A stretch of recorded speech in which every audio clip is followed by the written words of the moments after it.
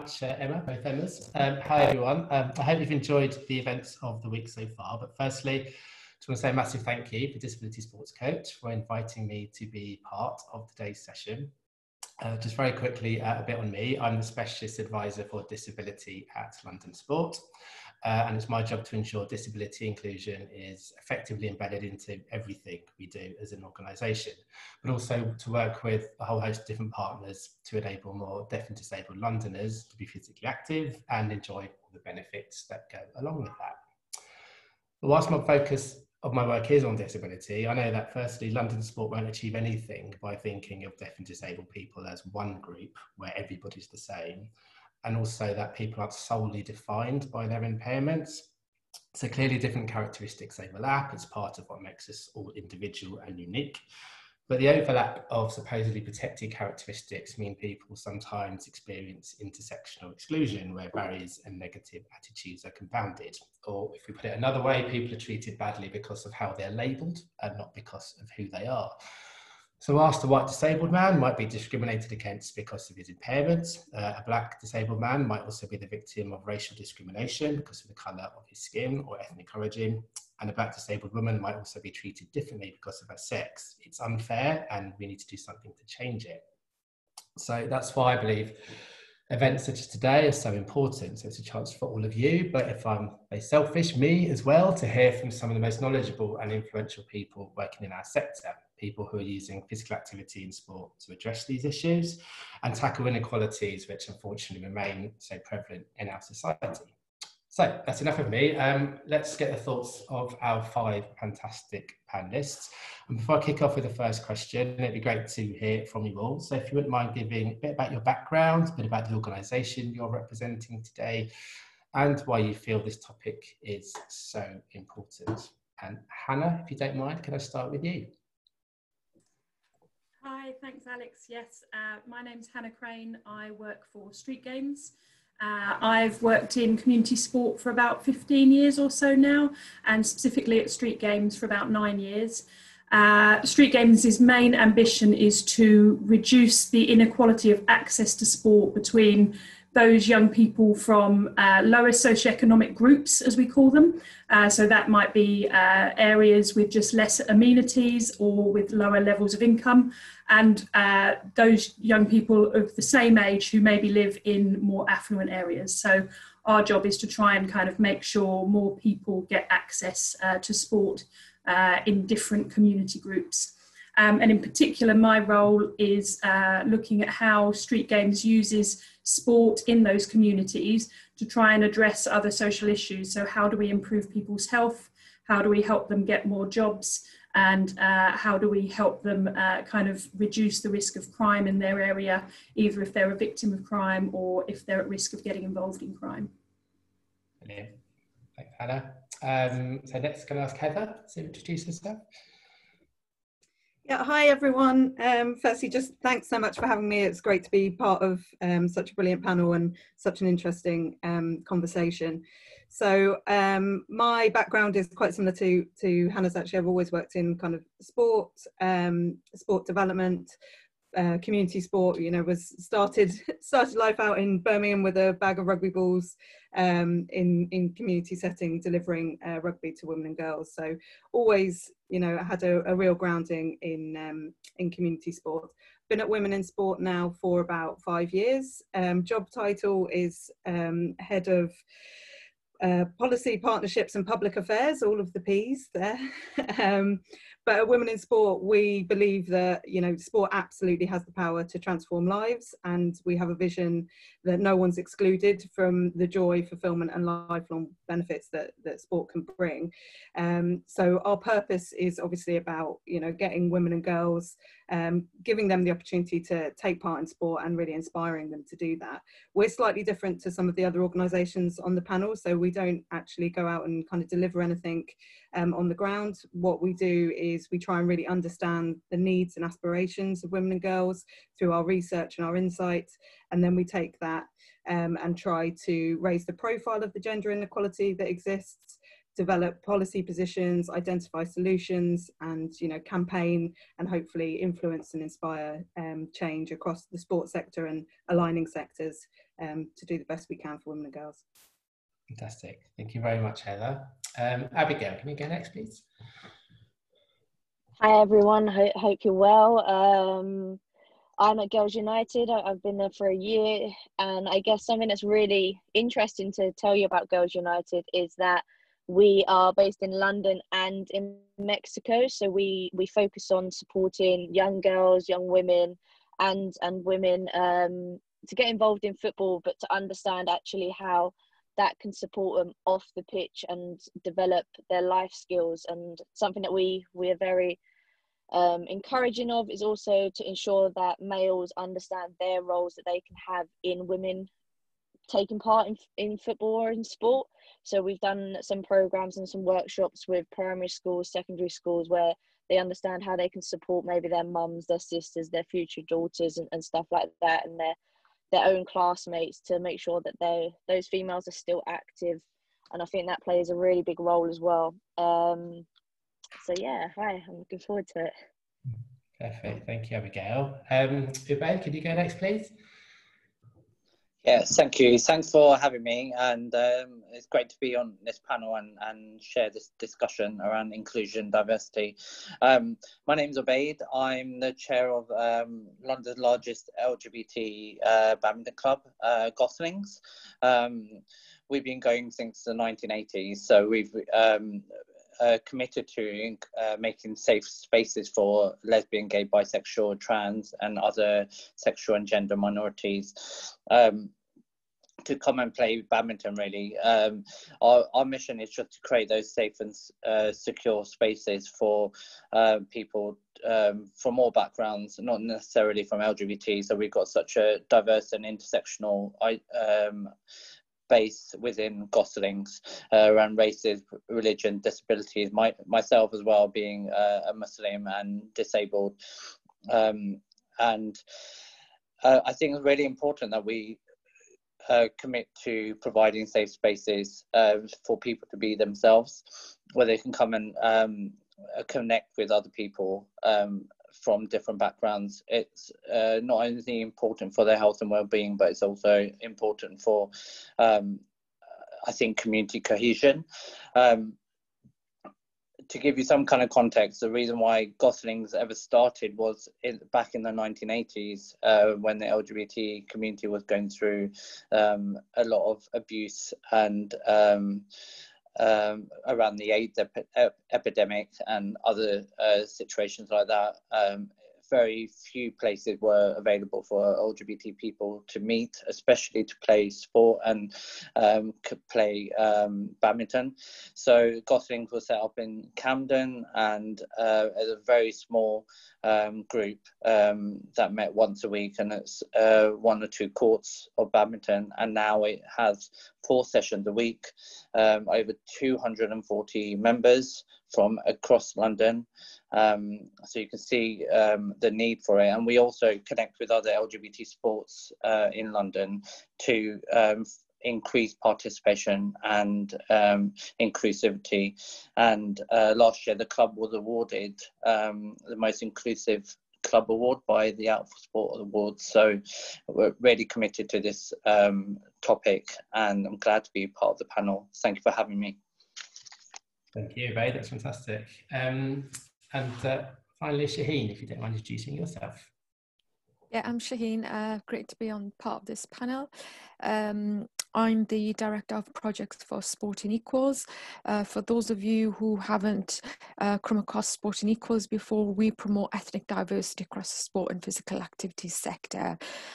We've got 3 primary aims: to raise awareness and understanding of the needs of Black, Asian and minority ethnic communities, predominantly within the sport, physical activity and health sector, to help change attitudes, to empower individuals and communities, to achieve their full potential, and to advise and support policymakers. So I head up the project section and the insight section for Sporting Equals. Similar to Women in Sport, we work at 2 levels. We work around project interventions to support greater inclusivity for BIM communities, and also at the policy level in terms of trying to develop sector-wide change, trying to sort of influence policy, help change attitudes and how people view sport in the wider context of greater inclusion and equality for some of the communities that we work with. Our space has changed, probably similar to other national partners. Originally, we were all about sports participation, but now it's about supporting healthier, fairer and safer communities. We have also moved into the cohesion space. We're part of the Belong Network. We also have got links with the Institute of Community Cohesion, and we run projects like the Breaking Boundaries project that's about using catalyst of cricket to help support wider social outcomes in partnership with a number of different partners. So we're working across 5 cities on the Breaking Boundaries project.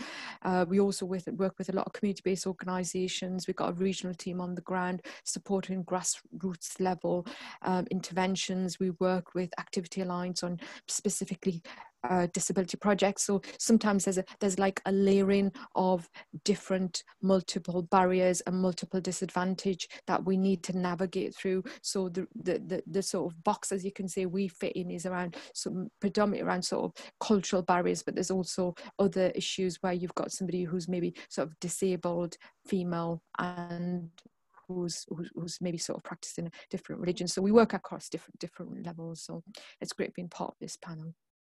Brilliant. Thank you very much, Shaheen. Thank you, everybody. Amazing panel today. We're looking forward to hearing what you have to say. Just so everybody knows, we'll have a little bit of time for Q&As at the end for anybody who's listening in, so you can type those into the chat. But to kick us off, I've got a few questions. It'd be great to hear your thoughts on.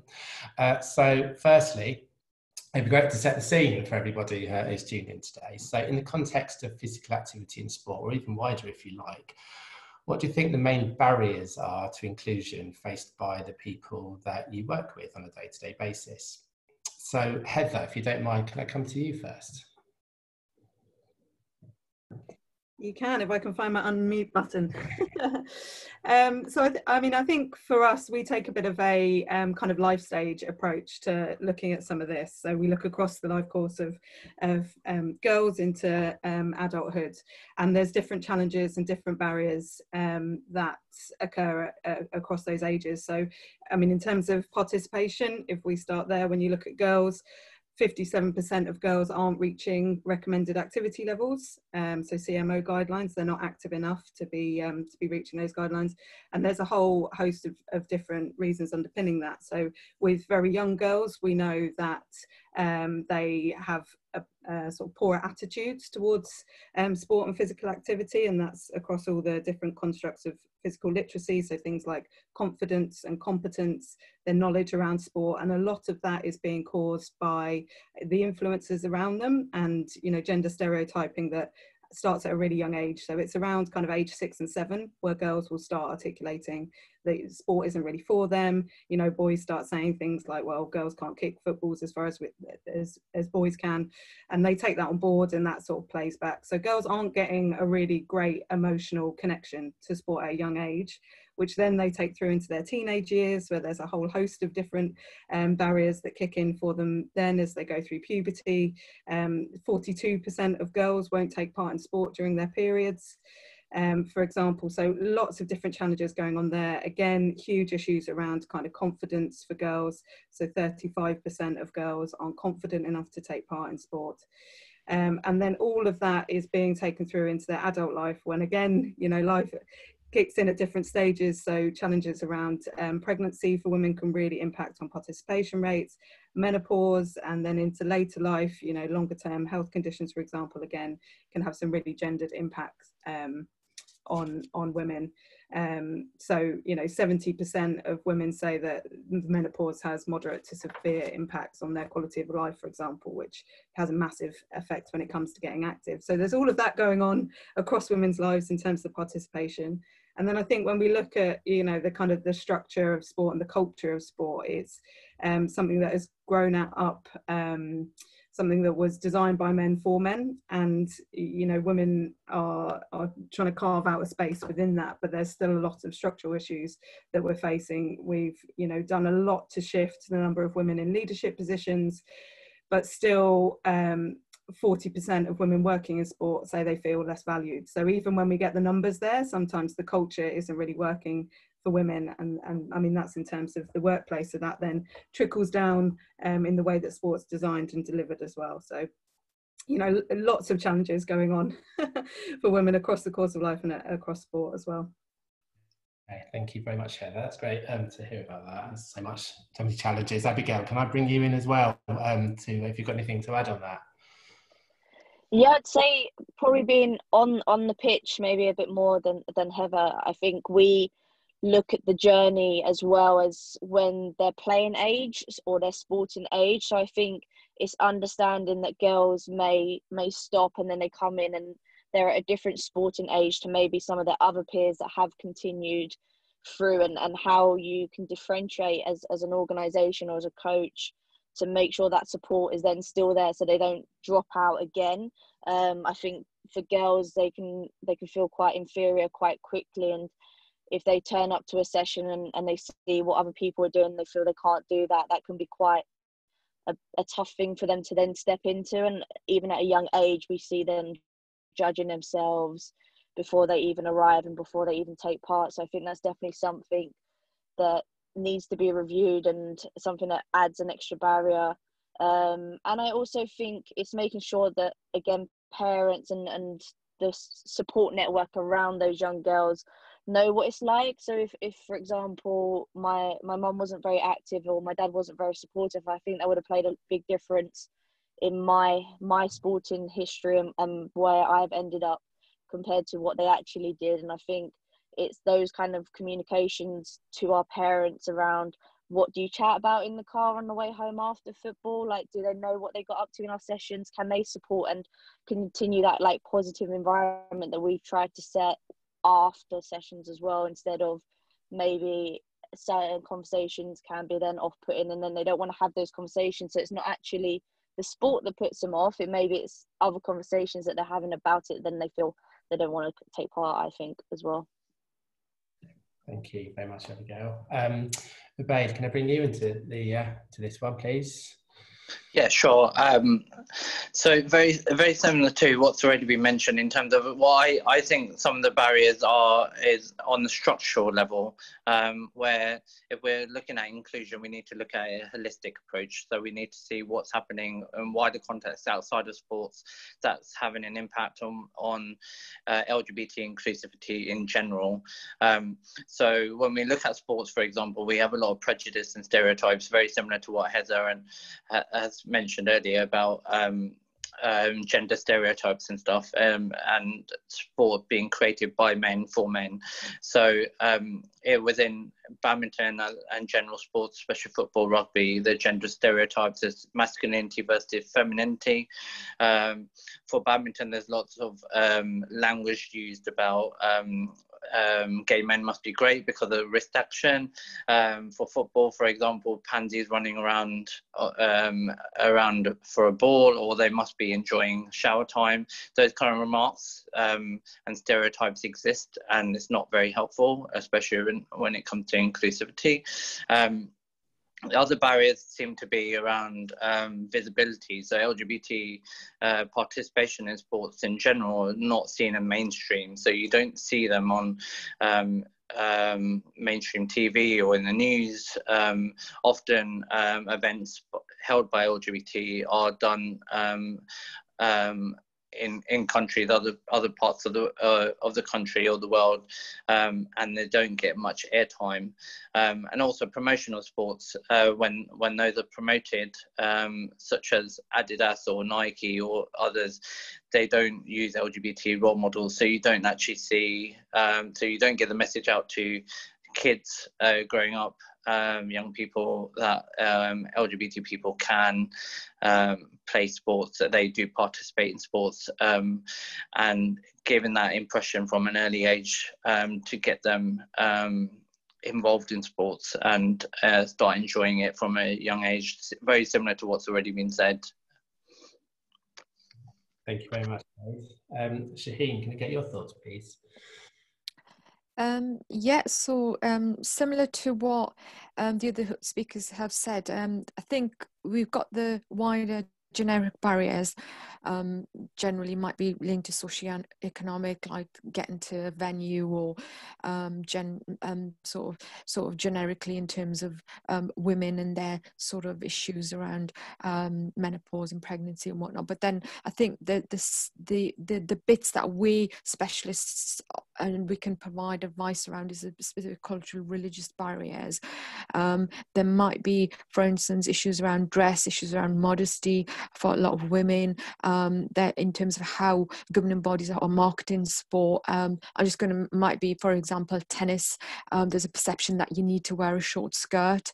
As a result of that, a lot of Asian women might be put off thinking, oh, there's a set sort of dress code in a particular club for them to be able to feel comfortable to engage in.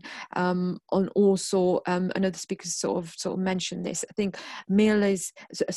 sport is considered a male-dominated area, so that the spaces where sport is delivered need to be sort of considered as safe spaces and accessible and inclusive spaces by the lot of the communities. And we need to sort of, it's not always about joining a sports club. Sometimes it's about putting sport into a community centre or a faith-based centre, for example, where people can then transition eventually into a sports club. We're working with LTA, for example, on tennis serves, and that's a good example where we've helped break down some of the barriers around sort of modesty, about sort of dress, and we've managed to get faith centres and community organisations to support tennis in their local communities, and eventually we'll look at transition that into some clubs. I mean, not everybody wants to join a club, so it's about, you know, how and where do we sort of deliver sport to make it more inclusive. For older people, there might be issues around language and culture. Something as simple as completing a form might be a barrier to them just joining up on a class. So there's issues around perceptions that we need to sort of think about when we're thinking about that wider engagement, particularly around BME young girls in particular. The research is telling us that they drop off probably after they've left school. There's quite a cushioned infrastructure within school in terms of young girls and boys taking part, but a lot of the communities that we work with are probably not that likely to join a club. They might be more part of more informal structures. And particularly for girls, issues around parental consent, making sure parents know where they are, probably an education piece around getting the parents on board, because for a lot of the BAME communities, sport isn't always ingrained into lifestyle. It tends to be quite low priority. There's also other conflict and barriers around education, religious education, after school activities, so that needs to sort of be plugged in somewhere. So it's sort of having to sort of understand how can we engage with parents and the wider infrastructures to help make that sporting offer a bit more inclusive. Thank you very much, Shaheen. Finally, just on this first question, Hannah, is there anything you'd like to add? I'd just build on a lot of what Shaheen just said, actually. So for young people and families in low socioeconomic groups where there tends to be less money around, or they're living in areas with less facilities, we kind of focus on 5 main barriers, and that's cost, which you know, is, I suppose, a pretty obvious one in terms of what the barriers are there. We talk about place, really linked to what Shaheen just said about, is the place that you want to deliver that sport safe and felt to be safe, and is it easy to get to, because there's a cost implication to travel as well. We talk about time and it being at the right time. So, you know, if you're planning a session and you want to engage teenagers don't put it on at 9 o'clock in the morning. And we also talk about style, and I think that that's been drawn out actually by all of the speakers so far about planning sessions that meet the needs of those participants. And sometimes young people from low socioeconomic groups, they just haven't got the breadth of experience of different sports. They haven't got the confidence to try out things, because even by the time they're at school age, they're already playing less sport and being less active. So that knock-on effect for years and years means that by the time they're maybe turning up and trying to take part in a youth session or a club session, their confidence and their kind of sporting know-how, so what they understand the different sports they've tried out, is just less. So that makes them much less confident. And then I think the final challenge that we really find is whether or not they have somebody they trust at the place that they're going to try out sport, which is linked to the confidence barrier. So, you know, is there someone that they know or trust there, and is it, you know, considered somewhere that they can go and meet people like them? Great, thank you very much. Great range of thoughts and answers there. Some of you have touched upon this already, actually, but I sort of like to think there's some of the negatives or the challenges. What can we do sort of going forward? One, in terms of better engaging underrepresented groups who we know are less active, but also more practically, how do we feel activity providers can adapt their sessions to make sure they appeal, I guess, to the broadest possible range of people? Abigail, can I start with you on this one, please? Yeah, I think going forward, for me, it's always around consistency. So if you're advertising on social media, advertising in free sessions, advertising whatever method you're using, when those young people or adults or child turns up and they're there, like, their first impression is so important. But also, I think someone mentioned about the trust, like, if you're not consistent with your messaging and what you actually go to deliver, that trust will so quickly disappear, and then you're disengaged with that person, and it's so hard to then bring them back. So I think for me and the coaches and the workforce that I've always tried to work with is making sure that, yeah, you're consistent with what you do, what you say. And I think that comes with then the kind of people that they're taking part in coaching or the mentoring, that they are also representing kind of the people that are turning up to your sessions. I think it's so important, if you're doing an all-girls session, that either you have a male that can connect with them and understand them, or you have a female that's there as a role model, maybe older, volunteer, or someone that's leading it themselves. And the same for other things. I think for Black people, they want to see maybe more of their coaches. They want to see someone that they know that's maybe come from their community. So for me, being in South London and working with South London children and young people is so important, because I feel that whilst we may have different barriers, it's just something that you can chat to them straight about and be pretty honest with them. And I think that's definitely my steps going forward. And if anyone else wants to add in, that'd be cool. Thank you very much. You want a bed, maybe? Anything from you?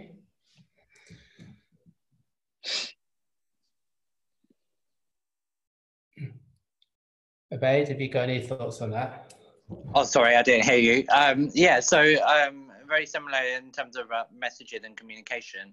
I think initially organisations really need to look at their policies and put out a code of conduct where they're not just challenging racism, sexism, they're also challenging homophobia, transphobia, biphobia, and those clear statements send out a lot of positive messages out to future participants, but also current participants, and also it sends a message out to spectators as well and fans.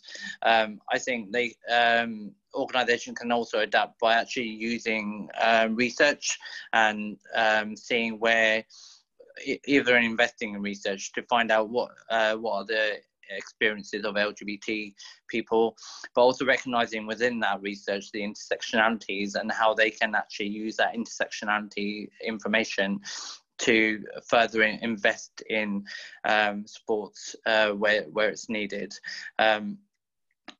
when looking at investments as well, looking at how they can support clubs such as LGBT sports clubs who are low on funding or often have to rely on members chipping in to keep the club alive, and reaching out to those clubs, engaging with those clubs and finding out how they can use any kind of funds, sponsorships to invest in future players in clubs, to empower them to actually be in the mainstream rather than behind the scenes.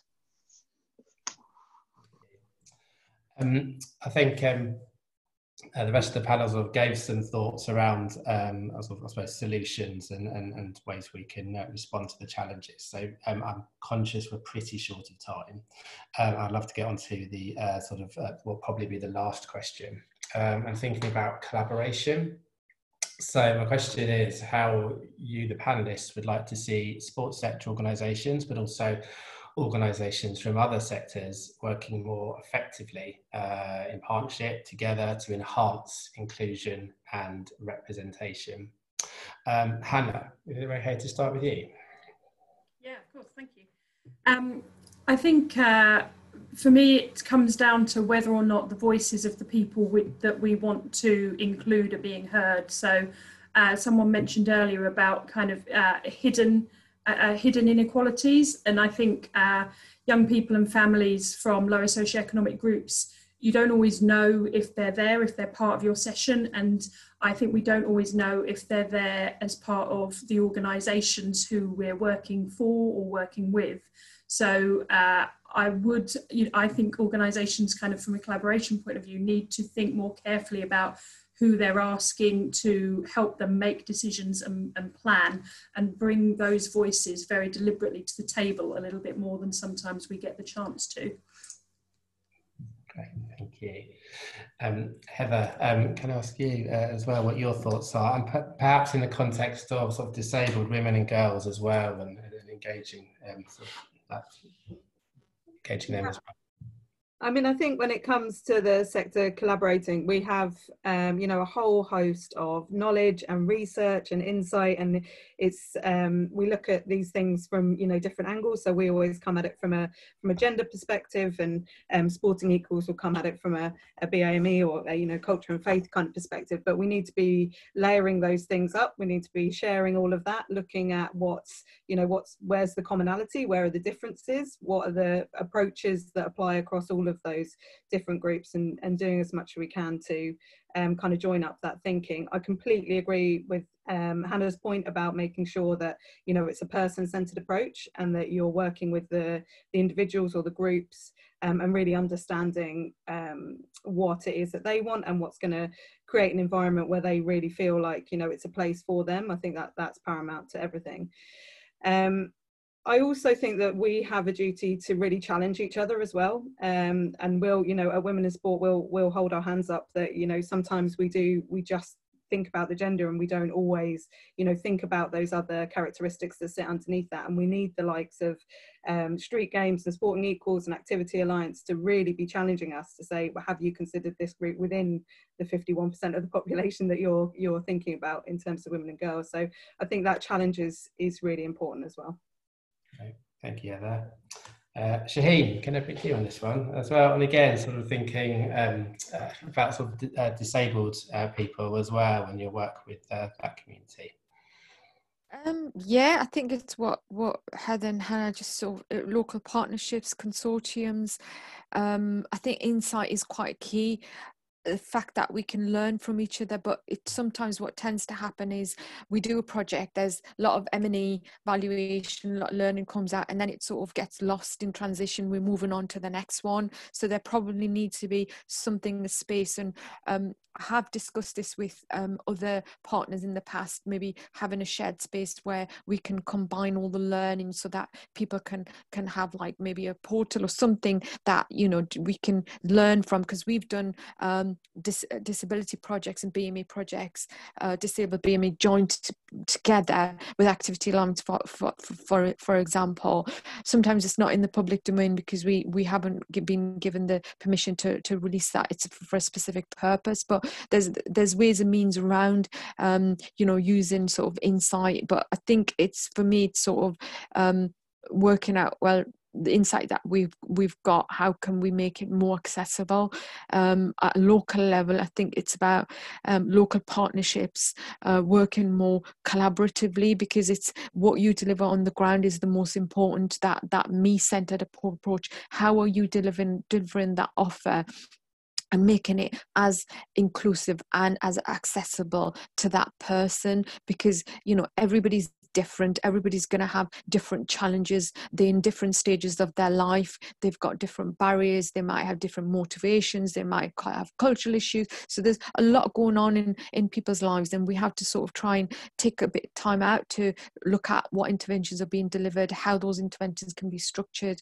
and how we can learn from each other, and learn as a sector to move forward. Now, a couple of things I'm just going to quickly touch on that Sport and Equals have or putting in place. We've got our charter, so we are asking governing bodies and sports organisations to sign up to a commitment of diversity and change. So people there's information on our website, you can have a look. It's just that gives you the commitment there from the very top, and then you can then work towards greater inclusion and diversity. We've also got our leaderboard program, and that is about ensuring diversity within leadership, because I think it's important we have diverse leaders to help develop that empathy and understanding of that wider equality piece and inclusion and access. And then there's other opportunities probably similar to women in sport. We promote vacancies through wider means where you've got national partners there. They are there to help support the sector. Organisations need to be tapping into the resource and the skill that's available. Absolutely great, thank you. Abigail, I've got a few more minutes, so I don't know if we had any questions, so it'd be great to hear from Abigail and debate on this final question if possible. Yeah, I just really want to just say, like, the insights, the challenging of people, and just using people that are really connected with the community and the individuals that you want to work with. I think always, like, I always know that I can learn off someone else. I can learn off the players themselves, I can learn off the coaches, I can learn off people above me, partners. And I think just having that open mind and being able to absorb as much as you can and absorb what's going on around you, then being able to put that into the programs that people design and put that into your individual sessions, I think just builds so much more. And just seeing what people are interested in outside of sport and then bringing that back into sport, I just think really helps connect that, like, group that you're with, or those individuals. I think that's like one of my favorite ways to collaborate with people at the moment. Brilliant, thank you. And finally, Abe, it'd be great to get sort of from you. Yeah, more or less everything's been said already. So I think what I find really useful is, for example, there's an organisation called Out for Sport, which we're affiliated with, and they are like an umbrella organisation for all LGBT sports clubs in London. And what's useful is that they hold sessions where we all come together, work together on common issues, common concerns, and come up together with some solutions. So we've looked in the past of increasing women participation in sports. So we've had women women in sports come and give a presentation.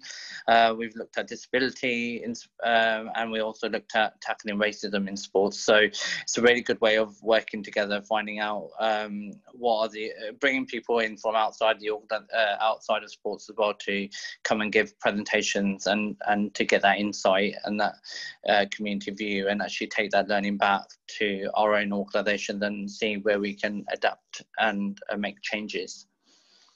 Yeah, Thank you very much. That's great. I wish we had time for more questions because there's such a wealth of knowledge on the panel. I found it fascinating. Some of you have not met before, and it's great to sort of hear what you have to say. So massive thanks to you all. And I want to say a massive thank you for the SC as well for bringing all these organisations together. It's not often we do get organisations with this sort of breadth of knowledge in one place. I think we need to do it more often, so thank you very much. That's it from me. I wonder if any of the DSC guys would like to wrap things up.